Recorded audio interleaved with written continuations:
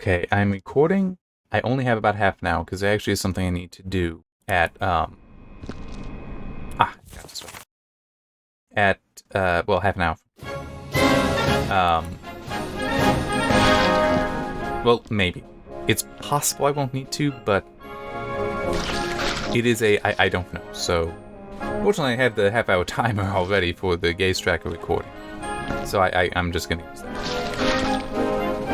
Oh boy. That's disgusting.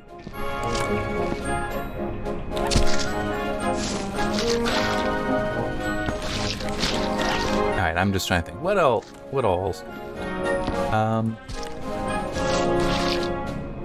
I can talk about that. That's gonna be months old by now, but it's I don't know, it's something I can talk about. It's something I kind of want to. So, I still have those raised areas to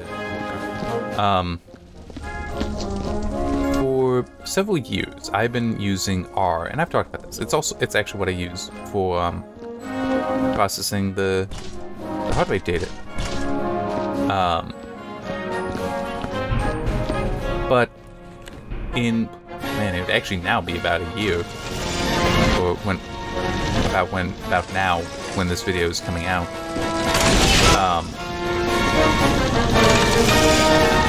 I've been using Shiny, which allows me to make the applet, the interactive applet, so you can look at all the data here. There's a link in there.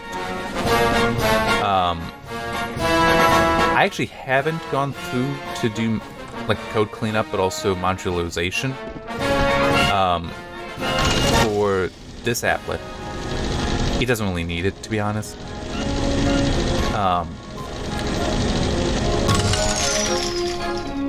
But higher.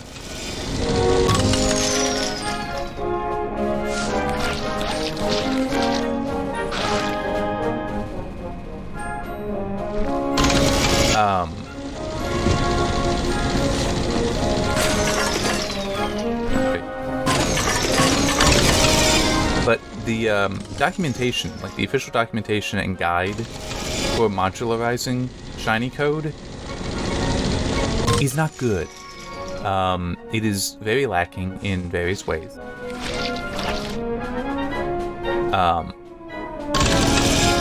And I decided, you know what? Now that I have a good handle, because I've done it a few times, I've modularized my code a few times now, I decided I'm going to write up my own guide for doing so. So I did that. And it was weird. I shared it. It's up on GitHub.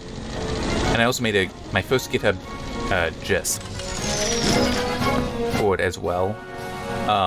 Just basically a final version of the applet that I made that applies what I've learned. But also a fully written guide. I shared it there. I also shared it on LinkedIn. I actually got a response. It was so weird to me.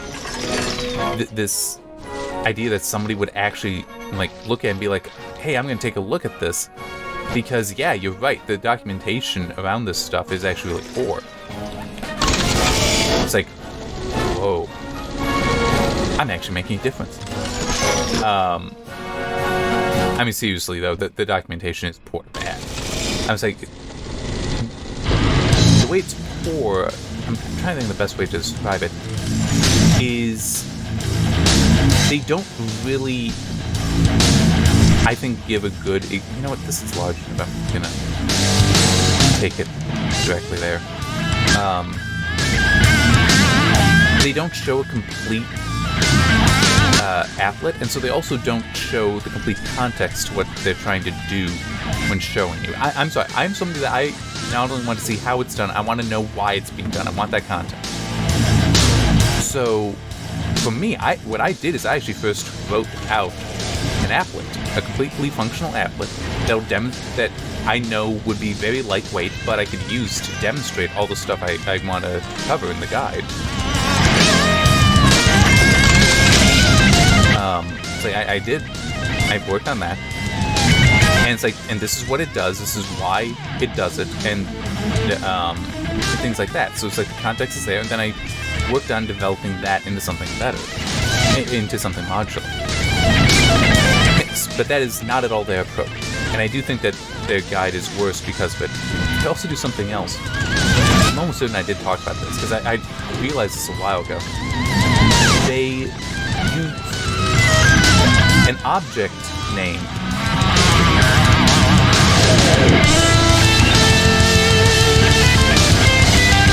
that is shared with a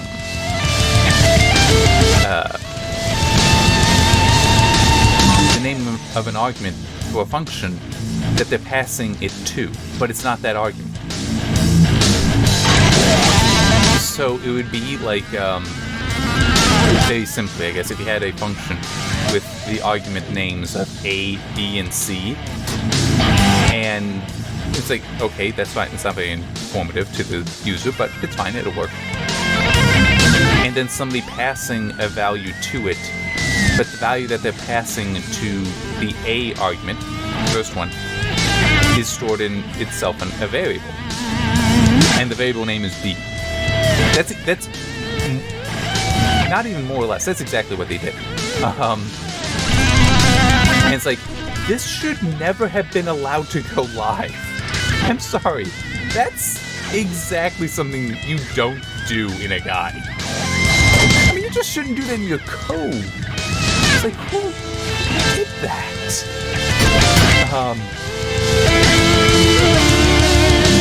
That's barrels, so that's box.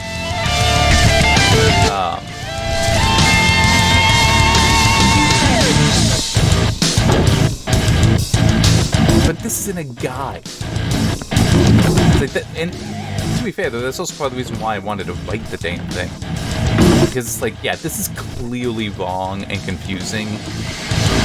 So yeah, I'm just gonna fix this kind of thing.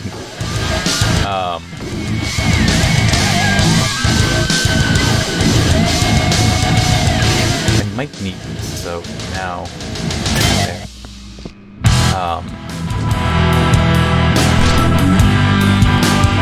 But it's like, don't. I mean, it is more confusing once I realized that's what they had done, which was confusing, because I was going between that guide and the documentation trying to figure things out. Once I realized that, it's like, oh, now I understand what's actually going on here. But I was then so confused at why they would do that.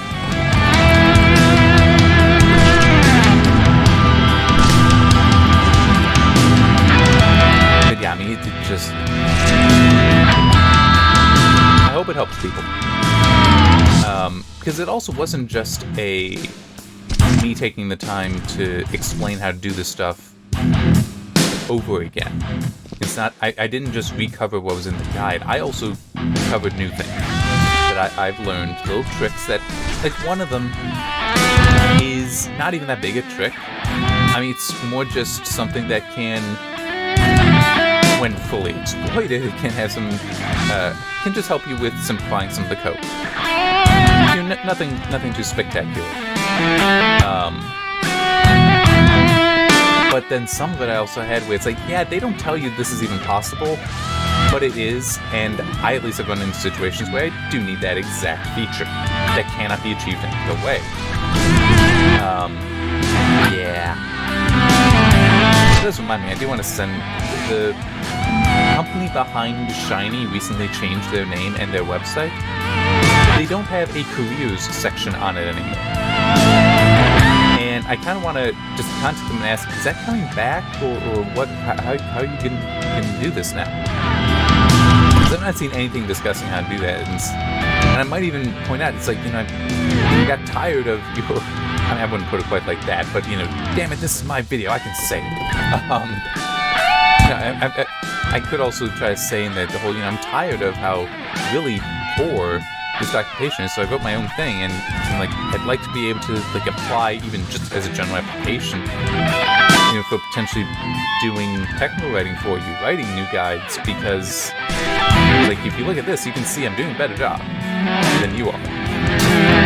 Also, now, to be fair, the guide in question was last worked on in 2020, and they've definitely changed things in that time.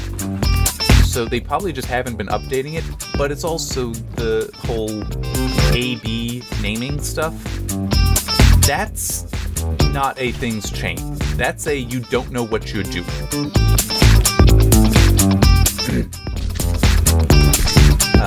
Yeah. I mean, maybe I actually should check and make sure about that. Because I guess it is possible that initially that function did not have those two argument names, but it still is. That would have meant a significant change to the function that is central to all this modularization, and you didn't go back into the guide to update it to make sure it was properly shown, to indicate that the guide had the correct information. It's like, that's still a major problem. So yeah. The funny thing is, I actually did apply for a technical writer position. It would have been with this company a while ago. It would have been months ago, prior to the name change. It would have been with a different product of theirs, but I would definitely have been like, so now that I'm here, can I also work on this? Why? Because it's crap. It's like, in that case, I already have the job. I'm already working. So it's like, I could say it. And I'd hope that they'd be like, yeah, whatever. On the other hand, they might be like, how's it crap? Tell us how. I want to know how you think it's crap, and then go through. And I think they'd be forced to be like, huh. Yeah, that is crap.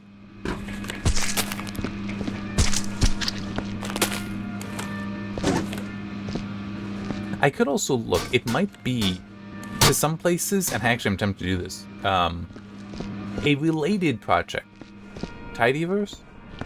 They recently updated their stringer package, which is to do with strings, for string making kind of stuff. And the blog post that they wrote about the update, there's a few typos and such in it, and that I actually could, in theory, because it is actually up on GitHub as well. In theory, I could like do a pull request to fix that. I just don't know. It's tempting. I do have other things I want to do.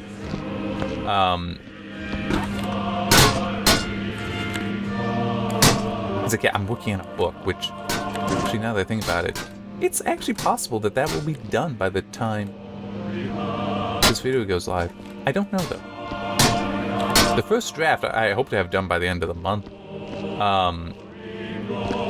But I don't know about if I will have finished revising in the 2-3 months following subsequent.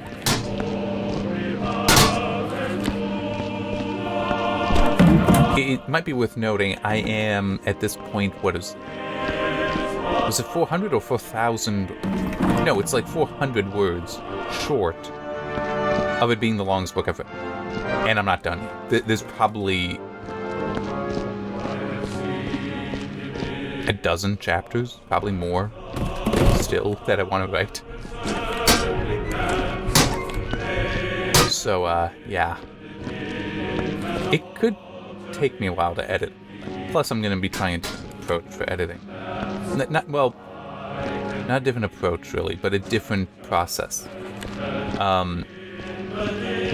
So, Word is fine for word processing. And this is how I do describe it. Word is a word processor, but typesetting is LaTeX. Well, version control is also not really a Word thing, because you can track changes, but the problem is it can only... Wait. It will only track the most recent change. It's like original or change. That's it. It has no tracking capability past that. That's not the most useful when it's like, yeah, I'm expecting to do, like, you know, some healthy revision here. So what I'm going to try doing, since I'm already putting into LaTeX, which is plain text, what I'm going to try doing is actually doing version control in Git, which I've been using for a while for other things, not for this. This will be the first time I'll try it. But it's like, I could see that actually proving itself very viable for me. Where I can have a, draft one branch or tag. Well, yeah, it'll be a tag on it. And then, like, commit all the edits as new to a chapter as, well, commits. So that way I could easily go in and get any version.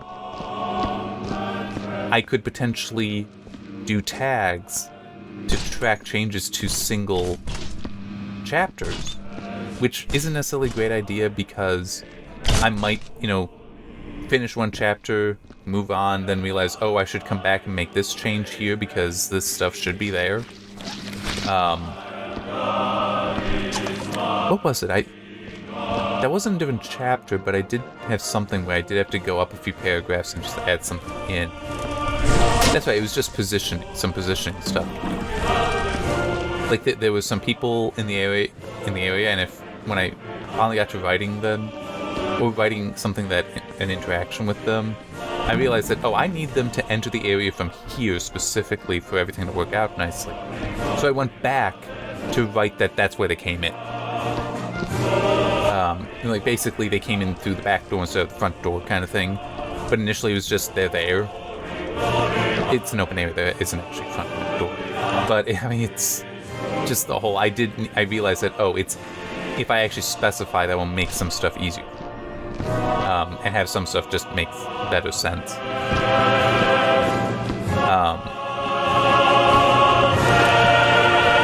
So, yeah, but, that stuff can also happen between chapters. And I have had to do that a few times for this first draft. So, yeah, I do think that going to Git would be nice. I might not be able to perfectly have it be... actually, I'm not sure. Is there a way in Git to have it basically give you all the commits for a specific file? It would make sense to me that's possible, but I don't know how to do it. I'm not even close to being an expert in Git. And I'm okay with that. It's one of those things where it's like, I get that's very powerful, but I only need like a low-level mastery to do all the stuff with it I want to do. Anything more advanced than that, I probably don't want to do, except for one thing that I fought with and still quite figure out. The large file system, LFS. It would be nice if I could get that working the way I wanted to, but I can't tell if it's going to work that way. One thing, though, that I also do need to work on with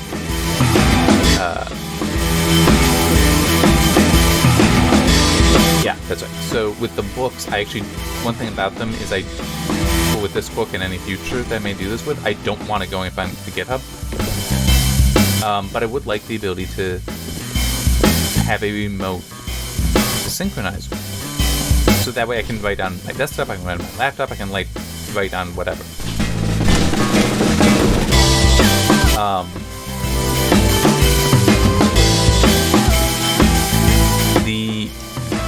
But as said, I don't want it on GitHub.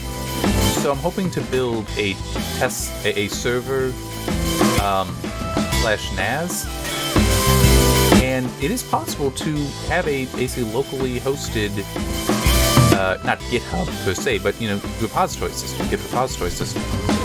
So I am hoping to try that. That would be awesome if I can get that all working. So hopefully I will.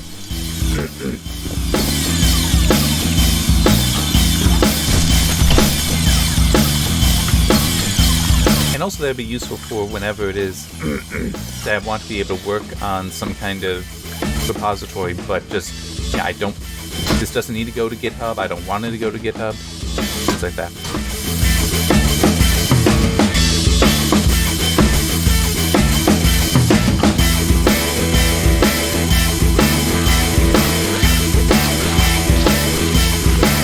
One thing we can also talk about, so I have had sort of a mental list for a while now about once I had an income, and I'm actually past a year with this one job. It's nice. It's not great, but it is a thing.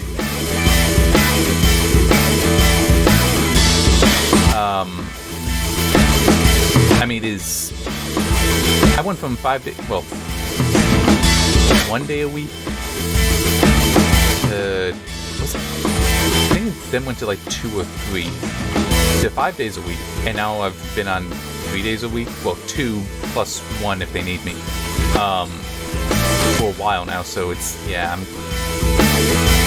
I'm still chronically unemployed, well, underemployed. Love it. But I've had this, just mental list of the things that I would like to do, like to get. Oh, I know. I think I mentioned earlier that I had something I need to be doing in about 10 minutes. I was just getting a reminder about that stuff. Okay. One of those things was like one that I got done, actually taken care of a while ago, was getting a nice camera. I got a Nikon Z5, and I really am happy with it. It's quite I haven't necessarily done a whole hell of a lot with it, but it still is just one of those. It's very nice to have a nice camera, not just, what's on my phone. Which, I'm sorry, those are not nice cameras. I hate the ads, whether it's Samsung or Apple, where they're saying that, oh, you could film a movie on this. It's like, that sensor is so tiny. The lens is potentially plastic, not glass. And it's all packaged in something smaller than a roll of film for a camera. Certainly smaller than a reel. Yeah, if you're shooting a full movie on that, it needs to be like you're shooting Clerks, okay? You're not doing anything professional. This is amateur. Or intentionally low budget. So it's like, no. I mean, don't get me wrong. I'm not... I'm trying to think how best to put that. They're not professional filmmaking tools. And I really hate that there are companies that try to confuse you on that. It's like, no. If you want to be a professional filmmaker, don't just do it with your phone. Find ways to do it with better equipment. And it's not necessarily that hard. There are places you can go to and just rent that equipment. But I will grant, if you're getting started and you want to be, content creator to like show that, hey, you've got what it takes, you can do this, yes, start with what you got, definitely. But don't think you're going to go to Hollywood with your iPhone. No. Although there probably are some cinematographers in Hollywood that think that that's perfectly fine. There's also people that are like, yeah, we can fix it in post. We can fix exposure in post. It's like, no, fix it now, film it right, and then you do the small corrections later. Because at that point, it's like, okay, well, why don't we just do the whole film in post? You're fired. I mean, it's...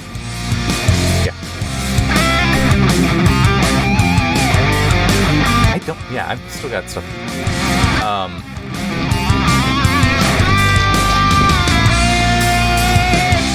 Yeah, so I've wanted a nice camera, so that's what I got. It's a mirrorless, which I'm not exactly the happiest about in some ways, because it's like I would prefer like a high-quality DSLR, but that's kind of what the mirrorless are, or at least some of them can be. So DSLR, digital single lens reflex. So there's a single lens that goes to, well, the light comes in through the lens, and then it either goes to the sensor, which film or digital, doesn't matter. But there's a mirror that decides if it's down, then the light goes to the viewfinder. The image goes to the viewfinder. If it's up, then it's no longer blocking, and so the light will go to the sensor. A mirrorless is without that, which means that the viewfinder is not actually a true image.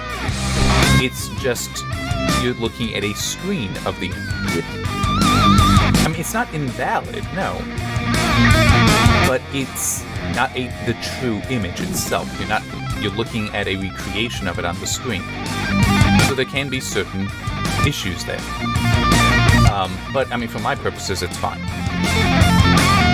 So it's kind of sad when the whole SLRs, digital and otherwise, are fading away. But is one advantage is, guess what one of the most common things is my understanding, is for SLRs, one of the most common failings, the mirror mechanism. So it actually makes sense to try to get rid of that mechanism. By doing that, it makes it more reliable. And it can also, therefore, make it cheaper.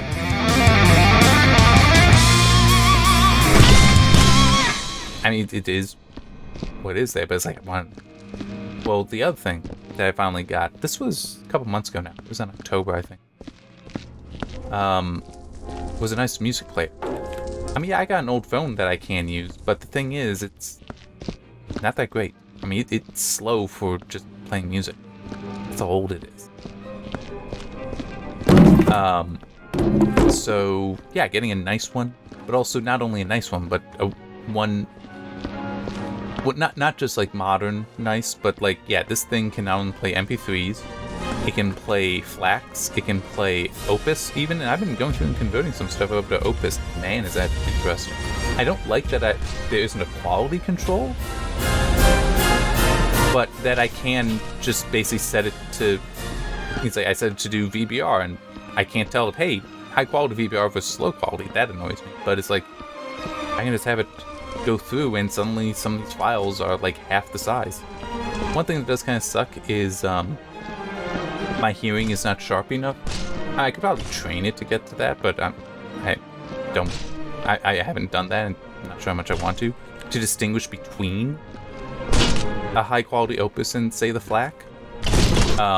But it's like, it's like, you know, I can do all that, and as far as just storage goes, it's nice that I can have full albums, full soundtracks that are like half the size or smaller than the MP3s by going to Opus, and I listen to them and it's like, I can't tell you there's a difference.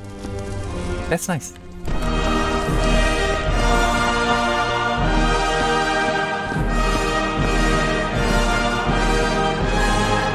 So I do need to be stopping very soon. I figure this is my plan. Might not be a good plan, but it is my plan. I'm gonna finish bringing the crates and barrels over, which that's it. Oh wait, no, there's still some barrels over there. You know what, here, I'm gonna at least do this. Get these things out. Because I didn't even see them there, so if I put them here, I'll know. I'm gonna do this. Where am I getting footprints?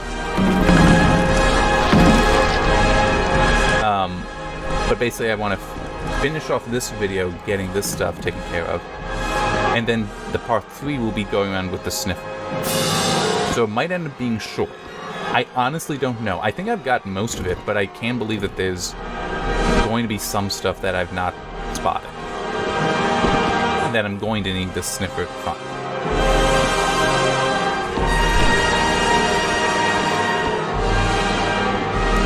But that is my plan. I only have about a minute and a half. I have a little bit of leeway, but not too much.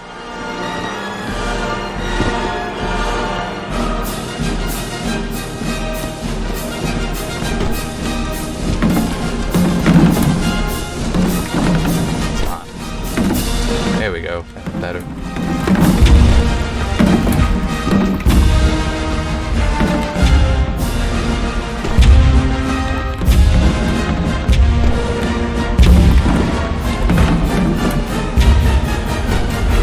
This is faster.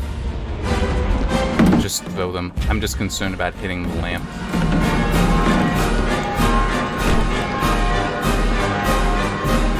You know what would be amazing to see somebody do in this game, if they had friends in there, would be to like Bucket Brigade throwing barrels or crates between each other. That would be amazing to see, because in no way is this game designed for throwing anything. But that would be awesome to see. I was like, that would take such precision and practice.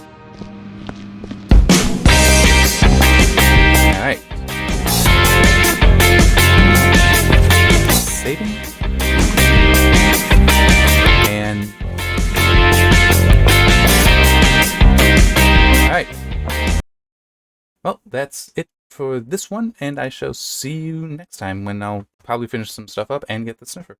See you then.